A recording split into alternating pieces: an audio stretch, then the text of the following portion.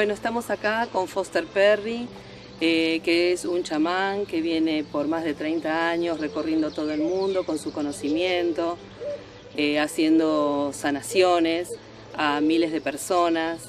Y hoy le queremos preguntar a Foster, acá en Argentina, dándole la bienvenida, ¿por qué? Que nos hable un poquito de por qué es bueno el chamanismo para la gente. ¿Cómo influencia a las personas? Well, shamanism, first, when you have a depletion of soil, when you have a depletion of food, when there's not enough available later, when you no longer can talk to the water, to the air, to the fire ceremonies and the campfires, when you can't gather around light, when you don't store spiritual energy, this is when you need shamanism. Because shamanism is about restoring the land, restoring the spirit of the land, restoring people back to harmony with nature and balance within themselves and with the earth. Shamans are the ones who taught ecology. We were the ones who created really the idea originally of conservation, of true healing through the earth, through the land, through certain rituals, like the medicine wheel is a ritual that we all use in order to bring peace to different kinds of people, different kinds of tribes, so that they all come together.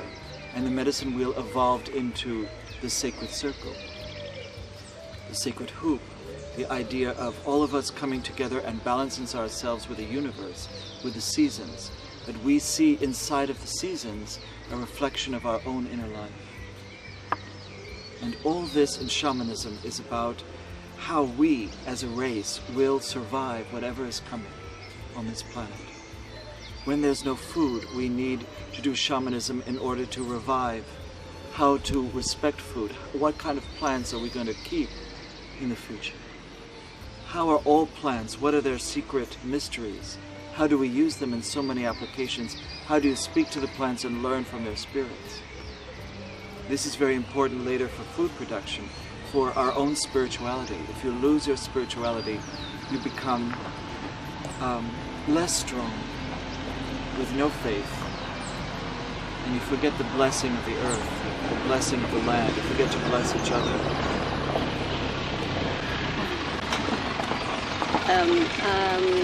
What this knowledge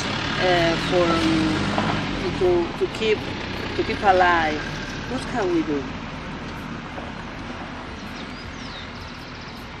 The most important thing is consistency, to start to respect the earth and each other, how to learn the kindness with the earth, because every plant remembers you and every plant is alive. Like there are many books about the secret life of plants. So for instance, what you do to a plant in nature will come back to you. All the plants know what you're doing and they talk among each other, and then they will respond to you whether they open to you or not, based on how you approach the plants, how you approach the trees. For years I taught plant medicines, the ogams, the tree druidic knowledge, and much, much more. You know, different shamans' knowledge of plants and how to use them. I like every kind of tradition that involves plants to do specific things, to use it even in magic purposes. So every tree is connected to each other. How you approach a tree, how you connect with it, how you learn from it, in the end tells all the other trees, and all the other trees know you. Every piece of water is billions of years old, so it's containing so much history. And it's time that people use their consciousness and awareness to tune into that history, to know billions of years of this planet and gather that knowledge together and become more awakened. I think that shamanism is important because it's an original teaching. Before there were priests, before there were doctors, there were shamans. People can heal their pain with shamanism? Absolutely. Shamanism was before therapy, psychological therapy. So we worked with the plants, we worked with people to harmonize them with nature, we talked to the body, we talked to the cells, we like to talk even to illnesses to help them to go away. It is a fascinating language of the spirit. And when you are working in healing, you're trying to heal the mind, then you're healing the body too, you're healing the spirit. And when you do all of it together, a person starts to recover. But it's up to them to be consistent. It's up to them to make a frame and live it in their lives. It's not enough just to dabble in things. You have to actually go into a kind of practice. A way of living with each other, a way of honoring the earth, a way of recycling everything, since the earth is always teaching us how to recycle. That reincarnation is part of life, because life is constantly changing seasons and being reborn again and again and again, to teach us that. Where do we originally come from? The stars. Shamanism is all about the star language, how to be able to communicate with the stars, how to use the stars' energies personally in our own lives for empowerment. So shamanism is about empowerment, infinity, coming outside of time to be able to bend time. And of course, many quantum physicists really have to study shamans in the end, because it is our ideas that now become this new quantum knowledge. And it's something we've been doing for hundreds of years. So now that quantum physics is catching up to shamanism and now going to apply it in technology, shamans are very important because they are visionaries. They are mythological creatures. They keep stories alive. They tell the stories of the plants, how things came into being through stories. They tell the creation of the earth. They tell always the stories they feel are important for people to learn the 34 lessons of a life, for instance, and all their pathways. All of this is our body of knowledge.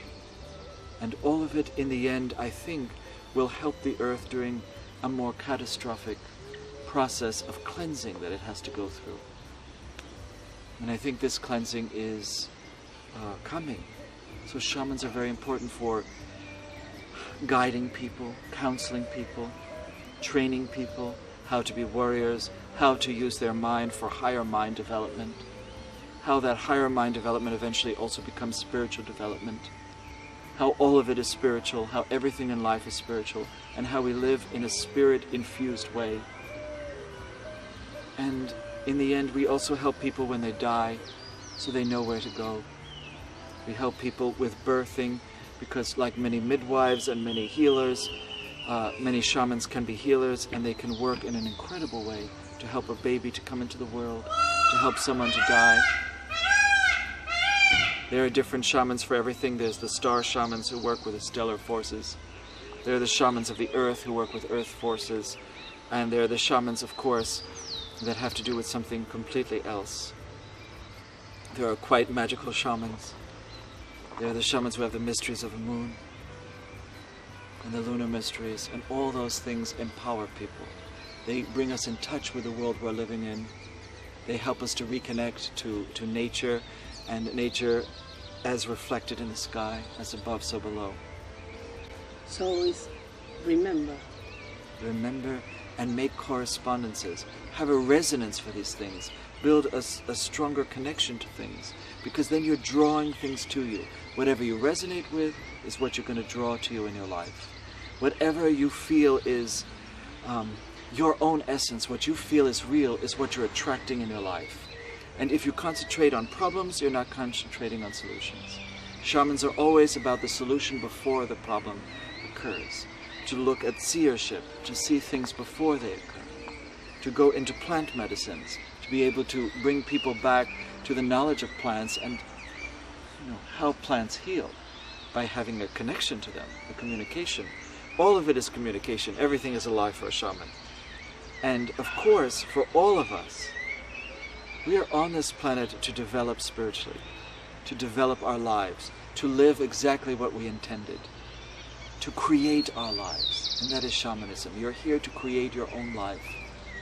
You're not any more victim or any more not in control. You have to learn to be always in control of your life, in control of forces, elemental forces, astral forces, and be in harmony with this universe and be able to communicate in the universe. I think this is the birthright of every human being, and why every human being in the essence has to become a shaman at some time.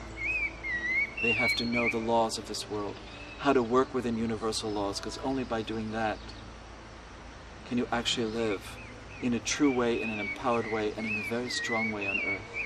And if you don't feel you have that strength, there are ways in shamanism to build it. And shamans, of course, are about weather, how to work with weather, how to bring balance to places we live. These are art forms. It is an art form we should never lose.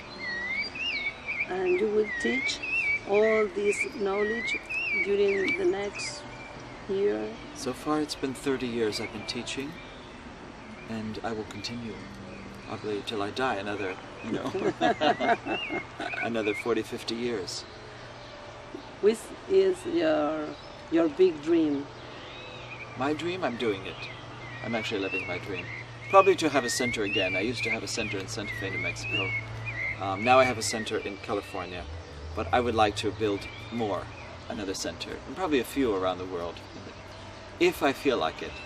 But I'm happily married, I have many things, I have everything I wanted, and probably I would like to just keep expanding. And in the end, what can you say to us about love? Love, the essence of creation, the purpose of creation. Love is so many things. To not confuse love and sexuality. To learn how to take care of children, learn how to love them, or take care of animals, or take care of yourself properly, to love yourself. But especially, love is about community, and knowledge is as important as love. Only through knowledge, only through tremendous living the knowledge, walking your talk, being practical with your knowledge, are you eventually going to realize the virtues of love and all the virtues that were brought to this world, so that love teaches us to be in service to others, in service to this planet, in service to all of life, because shamans are always saying, to all my relations, to all the different plants, animals, trees, finned, furred, all the different kinds of creatures that we share this world with. And there are many other worlds that we share this world with. There are underworlds, there are other species here. And shamans remember them and try to interact with them. Of course, a lot of times for power, for strength, and also for healing. And we're taught by these spirits, and we still keep a connection to the spirits. Okay, thank you, Foster. Thank you, and you're always welcome here in Argentina.